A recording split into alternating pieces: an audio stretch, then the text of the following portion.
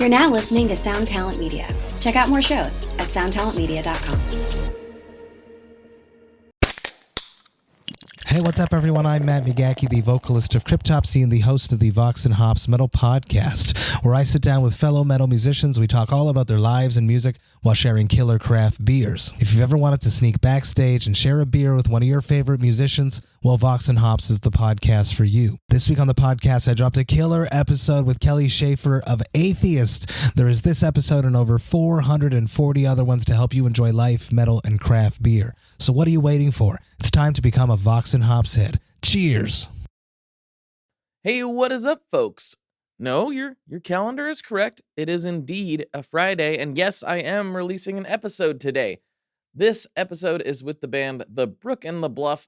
I got to record with them at Fairwell Fest in Redmond, Oregon this summer, and there for a little while, I thought these files were corrupted and not going to be usable, but fortunately, I was able to find some tricks, get them off the hard drive, and I finally get to release them to you. Now, if you're a patron of the show, you've already heard these because they released a couple weeks ago, but now my interviews from Fairwell Fest are finally out for public consumption. So this first one is with the whole band, The Brook and the Bluff.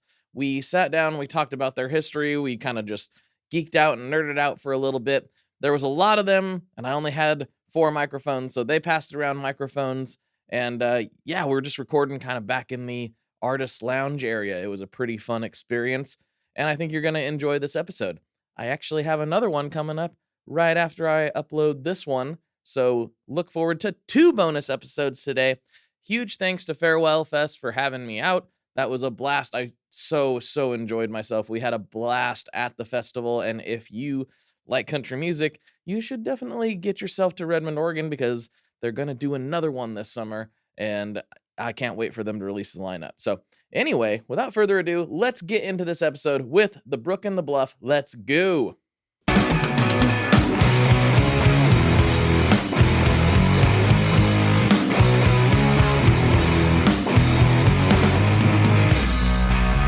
Hello, everyone. Welcome to the Tone Mob Podcast. I'm your host, Blake Weiland, and with me today, well, I have a lot of people, as you can see. I have the Brook and the Bluff, who would be these fellas right here. Why don't you take a moment, introduce yourselves, and we'll just launch into a tirade of nonsense. All right. Heck yeah. I'm John. I play drums in the Brook and the Bluff. Mm-hmm. I'm Joseph. I sing and play the rhythm guitar. Nice. And I'm Kevin, and I play keyboard. Mm-hmm. Fred Langford, bass guitar. I'm Alec, and I play electric guitar. That was very assertive. You know, that's what I like. To deliver a line. Yeah. This is his time to shine. Right? Yeah. Do you want to just take over? We could do that. We're here at the Fairwell Fest here in Redmond, Oregon, which I've been very excited about for months. And I've just been kind of running around like a chicken with my head cut off today. But I did catch your guys' set. I was out there creeping, you know? Yeah, absolutely. And it seemed like, I don't know, you made some comments like, not used to this size of crowd, but it sure could have fooled me. It seemed like you were perfectly used to this size of crowd. Yeah. Oh. Are you telling the truth? Yeah. I mean, actually, today specifically, I was telling the truth. I was having a weird time on stage. Yeah. For real. Yeah. I was I just couldn't breathe well. So it was just a weird one. I just tried to dance it out or something. You pulled it off. Yeah. You pulled it together, cool, all right? cool. So That's no good. Yeah, worries here. You tricked me. Okay. I was like, this is just stage banter. He's just having a good time up here. It's not used to this dry Oregon air, though. Maybe that's what it was. Mm-hmm. I mean, we're the air is super soupy and wet where we live. So yeah. Could have been the dryness. We also had a day of travel yesterday to get here. Yeah, Mm-hmm. We ended up we were gonna basically end up in Oregon around at our Airbnb at midnight essentially. We ended up there at 3 a.m., which for us coming from Central Time is 5 a.m. So yes. Didn't get a lot of sleep, but we woke up in certainly a beautiful part of the country. So that helped rejuvenate Very a nice. little bit. Well, what part of the world do you guys call home? Nashville, Tennessee. I thought so. Yeah. I thought you were going to say that. Okay, I did some research. All right, I did. Nashville's my home away from home. So, Oh, sick. Very cool. Yeah. We'll have to hang. Yeah, absolutely. I go there a couple times a year. Okay. Yeah, to make sure the String Joy Boys aren't doing anything too crazy. Absolutely. That's fair. Do you do the whole Broadway No. shenanigans? Yeah, what's your No. That was over long ago. Likewise. Yeah. It's scary. It's too much. It's too much. It's horrifying. Yeah. I don't understand it. really. Oh, no. I actually went there when I was like 11, and it was kind of more normal. You know, Yeah, my totally. parents took me People say, around, and I was like, yeah. this is cool. All right. Yeah. I went back, almost 10, 15 years later. Way I was like, before Kid Rock had a bar. before Kid Rock had a bar. Even then, there was no Kid Rock bar. Thank God. And I was like, wow, For it that. hasn't changed that much. I went back 2 years later. I was like, what has happened to my beautiful place? I can't. What have they done to my? It is still beautiful, but things have happened. It was like, well, look how they massacred my boy. That's what I was trying to find, and I didn't find it. It was pretty intense. But you guys always been in Nashville? So actually, all of us are originally from Birmingham, Alabama. That's Okay, where our gotcha. name comes from. Yeah. Oh, tell me more. Okay, so everyone else is from a neighborhood called Mountain Brook, and I'm from a neighborhood. I grew up in Bluff Park. So, Okay, cool. Originally, when we started, it was just Alec and I, and so we were like a duo, and that kind of fit the folksy duo vibe kind of thing. And as people kept joining, we just kept adding. They were all some Brooks, fucking Brookies. so it just worked. All right. and there's a lot of overlapping ways how we all know each other. Like, Yeah. that is my brother, Kevin. Oh, yeah. I So- didn't want to say. I didn't want to assume. Yeah. Yeah. But I was like, Yeah. okay. And Fred and Alec grew up next door to each other. Yeah. So there's just this big They go way back. way backness of this band. So, literally yeah. big happy family. That's Yeah. pretty cool. Yeah. And you guys still play together. That's incredible. So- It is Yeah, pretty wild. Do you think it's You call been? that playing? Do you think that has been a benefit, a challenge, or both? Being so close and knowing so much about each other with trying to create music. I think definitely a benefit initially, and just always because we know each other, or especially the four of them, just kind of have an inherent ability to know each other really well before they even started playing together. So I feel like once you start to play music together, that bond is just already there. So we're just a little bit tighter just because of it. So Sure. I think the friendship and the literal family. The knowing each other is a huge benefit for the travel portion of it, because that's Oh, such an yeah. exhausting, trying kind of thing. And it's the fact that we know how to, be friends without getting in each other's spaces, without getting on each other's nerves or anything because of how well we know each other. That makes all the difference in the world. Yeah. Never gotten on each other's nerves. Never Not one a time. single- Not one not a time. single time. That's wonderful news. I totally believe you too. 100%. Yeah, that is not made up at all. I mean, do families ever get on each other's nerves? Absolutely not. I've never never. been pissed off at my mom. never. No healthy families do. No. Especially not, rock bands. And No. so, that's, we all are just naturally the healthiest individuals on the planet, as far as I'm aware. This is peak human performance.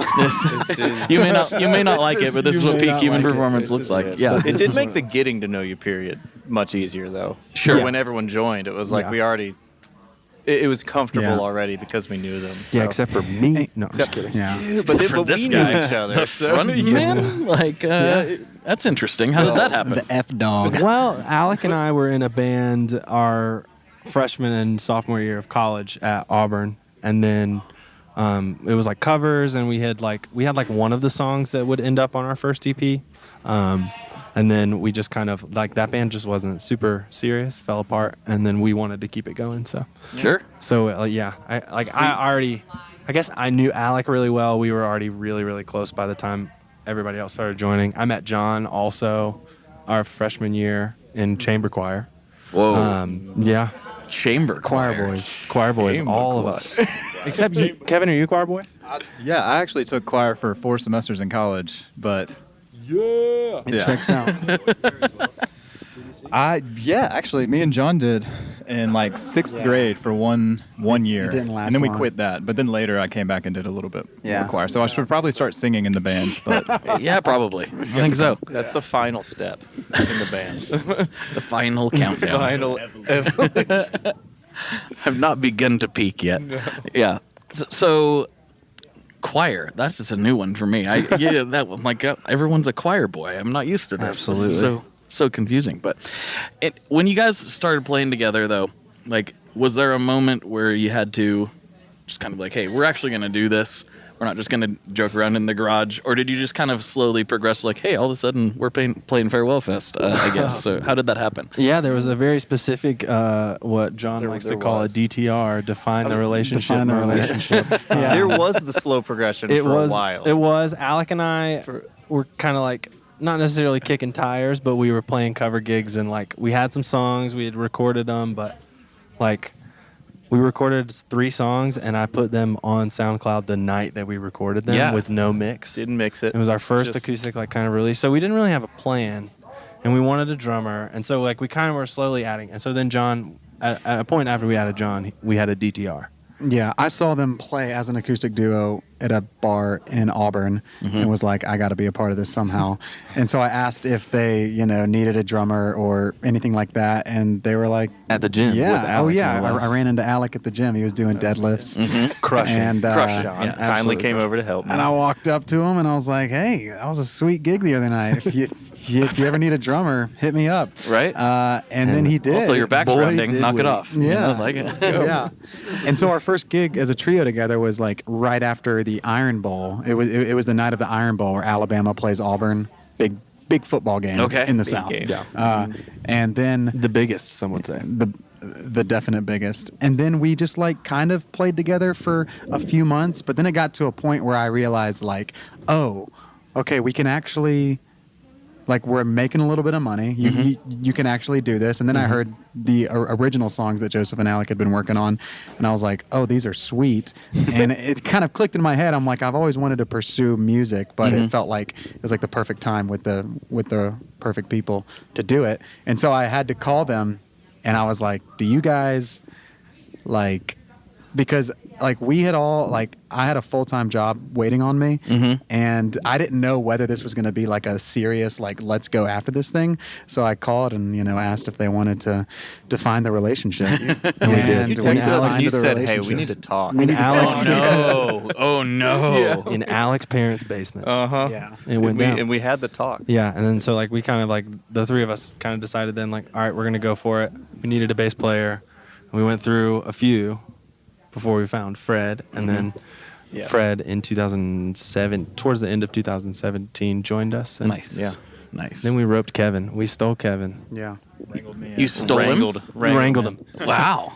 Yes. How are you wrangled exactly? Explain the wrangling. Rope.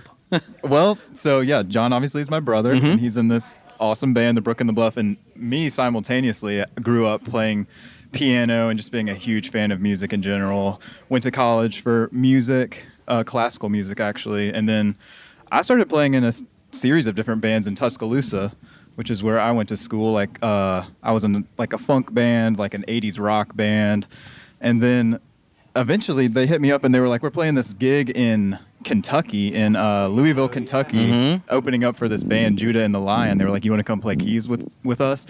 And I was very pumped on that. And so, yeah, I came up, played that gig, and then that was kind of the genesis of it. And ever since then, I've just been playing with them. You were wrangled. Now I'm a full member. Yeah. It's awesome. Fully roped. Fully roped. It Jeans took a and bit, too. We had to play the long game, but we eventually... Yeah. Eventually got Kevin's him, the best keyboard player in the whole planet, so it had to happen. He very I much get it. is. I get it. I'm just happy to be here. How did your families I'm just here so I don't get accept that when you guys were like, hey, you were like, I got a full-time job I could be doing. I'm going to go do a band. I'm sure they were like, oh, cool. Yeah. Or how did that go?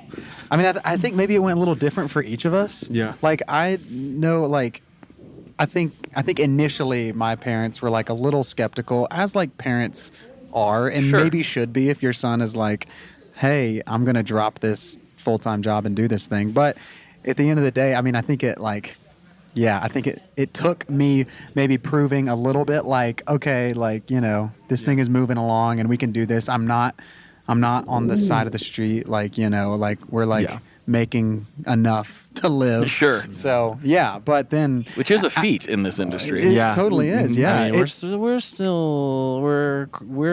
we're getting there. I feel like you can like, you like feel like you're at the beginning for a long, long time. Yeah. But then like sometimes when you just pause and like look back at the last 5 or 6 years, you're like, oh, we have come some some way, measure, some definitely for sure. distance. and I'm not feels at liberty good. to say who because I wasn't given permission, but there's a very, very, very, very, very successful metal artist that relayed that same thing to my friend. He's like, it feels like a house of cards, and this person should not feel like that. Oh, They're very, very, they're legends, Yeah. and they Oh, still yeah. feel like it's all about to just crumble at any moment. Yeah. Oh yeah. Well, it's weird. There's it's not like any. You gotta have a healthy bit of that. Sure. Tiny dose. I keeps feel like you no hungry. one day is much different than the one before it. So like a day 5 years ago where we were way further back felt just kind of like we were doing the same thing we're doing today, you know, because we were, But I don't know. I mean, that's a good point. yeah, it's weird. It's different than like getting a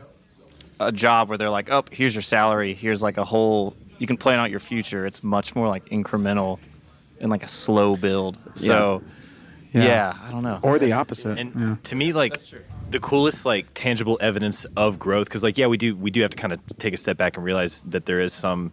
Well, and there's obviously like Spotify data numbers, but for me, when we see our crowds get bigger and more excited, so like whenever we get to go on tour, I'm really reminded like, okay, this is becoming something fantastic. On maybe gonna eventually become something bigger than us.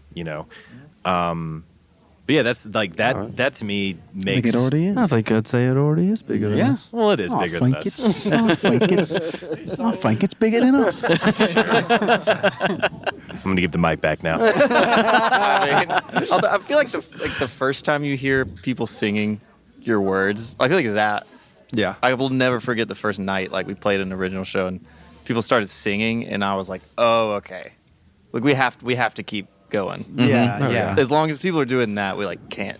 We got to do this. Can't stop, won't stop. That first inkling when you see people who you don't know singing your songs is wait, we don't know you, and you somehow know this song. So Mom? You know, No, it's not you. Yeah.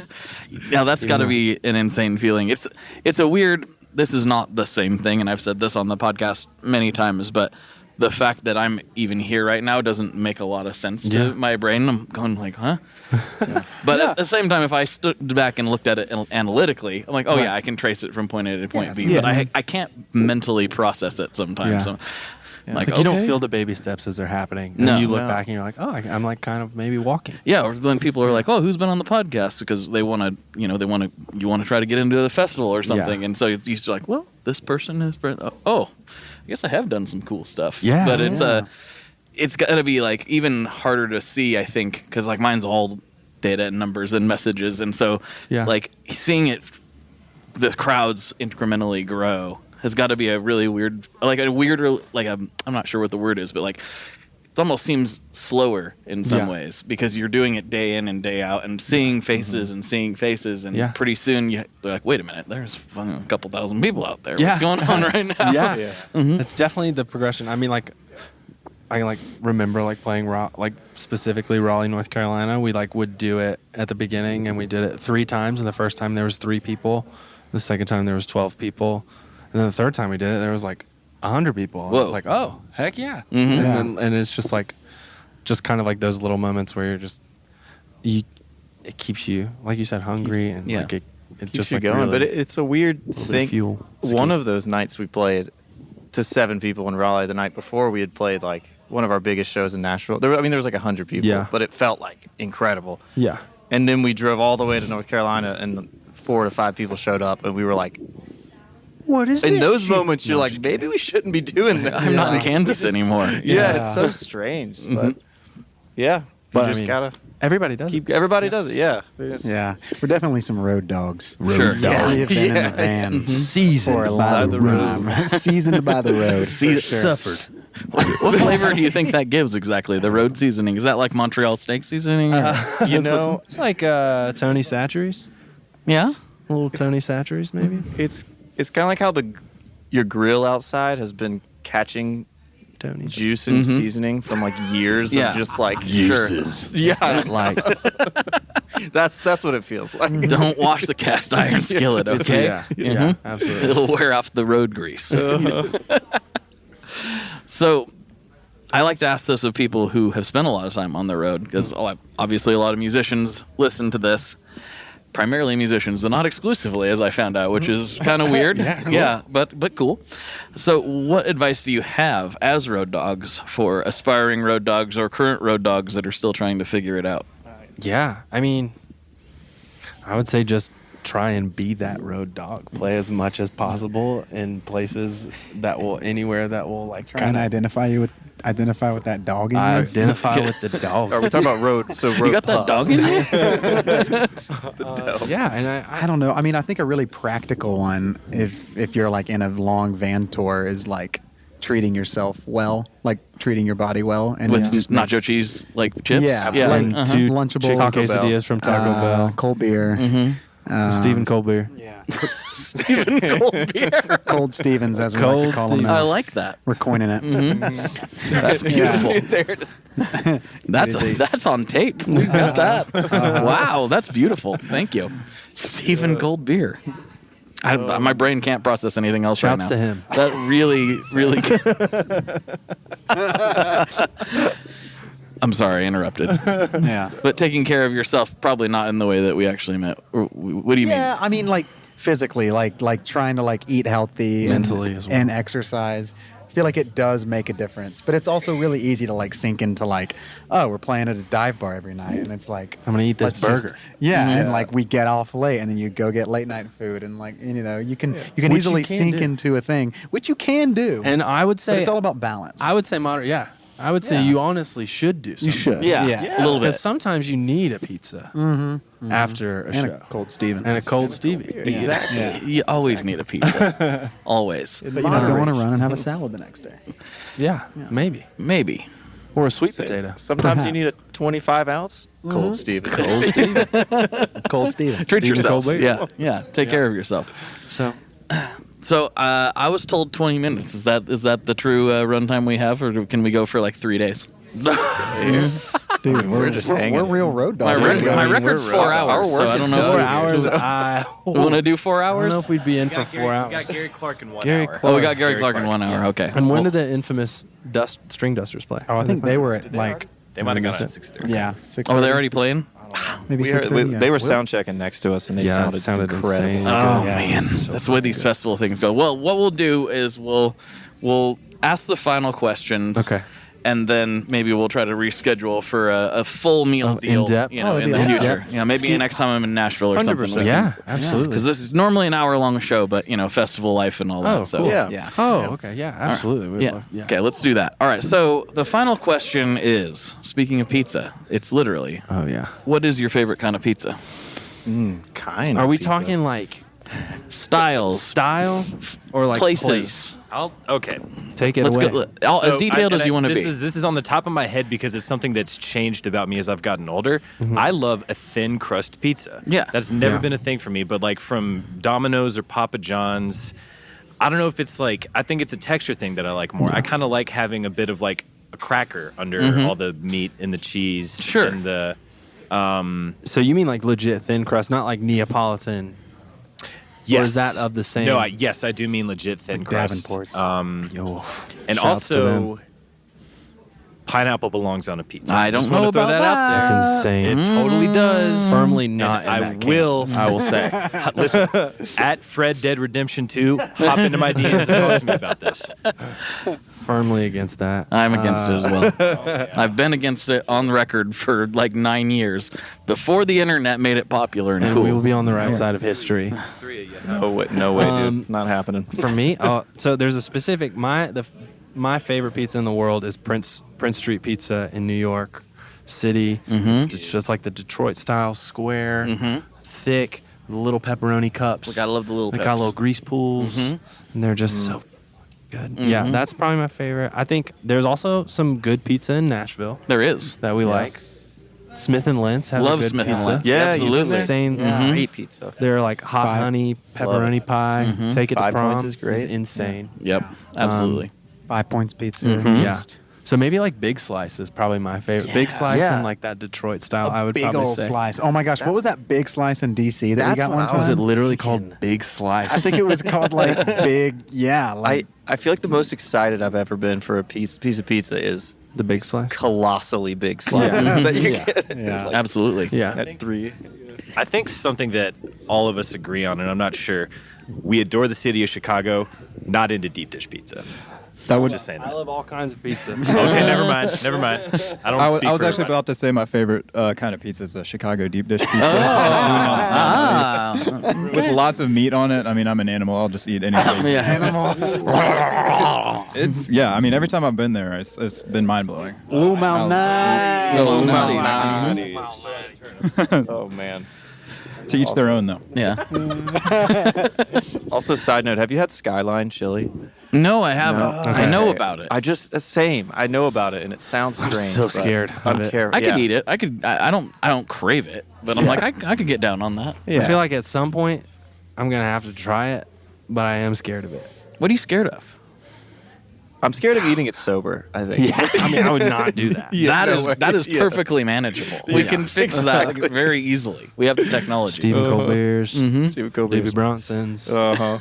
all of them.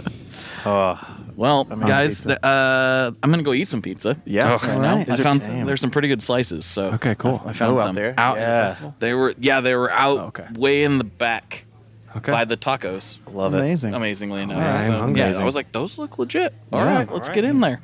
But yeah, we'll reconvene when we have a little more time. I Let's think that'd go. be, Yeah. that'd be Let's great. do it in Absolutely. Nashville. Yeah, Let's do it in let's Nashville. do it. Yeah. Yeah, We'll see you I'll then. probably be there. Maybe in the fall. We'll Yeah. see. Okay. We shall see Yeah. what We will when be I'm on needed. the road. We will but be on the we road. A lot we'll of the fall, find but a maybe way. it'll be I'm also more in around. Portland. That's my We'll be in We'll Portland. be in too. Portland. hey. I don't know what the day is exactly, but I should know. It's in September, yeah. It's in September. We can't plug it because we don't know, but it's in September. Go look it up. Figure it out. Go look it up. It's on our Instagram somewhere. brookandbluff.com/tour. There we go. Perfect. All right. Well, thank you, fellas. I really enjoyed this. It was Thank good you. time. Likewise. Thanks for having us. Yep. And as always, stay in the tone zone. That's not Heard it here that's first. not the catchphrase. I've got my own catchphrase. Don't try to insert. What's your catchphrase? The way I wrap this up is I say for Blake and for the Brook and the Bluff, as always, folks, good luck and good tones. And good tones. That's really good. Yeah, that's great. Whoa, that's a lot to deal with. It's like in the Brook and the Bluff. I like it. Cool. That was fun. Yeah. Thank you. No problem. That was a good time. There you have it, folks. There is your extra episode this week. There's one more coming up right behind this one. I'm uploading it. Well, probably not as you listen to this, but it's uploaded. It's there for you. Go check it out. I think you're going to enjoy that conversation as well. I sat down with Calder Allen to discuss his songwriting story, how fly fishing is a huge part of his actual creative process. It's a pretty great episode. I really enjoyed that as well. And again, huge shout out to Fairwell Fest. Thank you for having me out. And I hope to come out again this summer, hopefully. We'll see what happens. But thank you to everybody who's listening. Thank you to the band, Brook and the Bluff, for sitting down. And without further ado, why don't you go to the next episode? There's another one there for you. Thank you very much, folks. Keep it classy, and I'll talk to you on the internet very, very soon. One last thing before we totally sign off here. I just want to remind you that if you do any shopping at Stringjoy, that's Stringjoy guitar strings made in Nashville, that will help me out as well. As I've said for years, I'm heavily involved in that company, and I really do think they're making the best products on the market.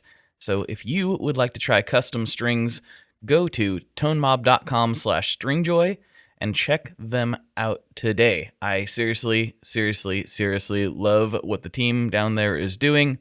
I help them out with all kinds of things, and by you supporting them, you are also supporting me as well. And hey, you need some strings, so why not get some custom strings just for your guitar and playing style? Again, the link for that is tonemob.com/stringjoy, and that will take you right to their website, and you can do all your shopping through there, and that will help everyone involved out. So thank you very much. Talk to you next time. We are brought to you by the wonderful folks at Gun Street Wiring Shop. Yes, Gun Street Wiring Shop. I've talked about them before. I used to say based out of Bend, Oregon, but guess what? Sean moved to my neck of the woods. Sean's in Portland. Sean is awesome and has helped me with a bunch of stuff lately. And if you have wiring needs for your guitar, he can help you too. If you want to get weird with it, he can get weird. If you just need to spruce things up a little bit, there's your guy. He takes all the guesswork out of doing your guitar wiring, and he makes it simple and his customer service is top-notch, and I can't say enough good things about Gun Street as a company. I really respect Sean and what he's all about, and the product is top-notch. I've got 3 different guitars that now have Gun Street harnesses in them, and I could not be happier. So go to gunstreetwiringshop.com and check them out.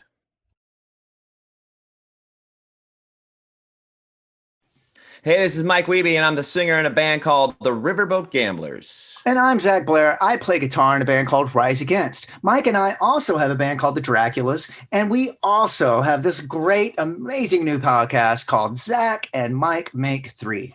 Yeah, each week we're going to ask ourselves and we're going to ask our guests what 3 favorite things they are into at that moment or in their entire lives. And then we're either going to agree with them or we're going to make fun of them. And you're going to listen to it and you're going to like it, or we will make fun of you. How about that? I just flipped it on you, the person listening to this right now. But we're going to do it every week here on the Sound Talent Network. Once again, it's called Zach and Mike Make 3. Yeah.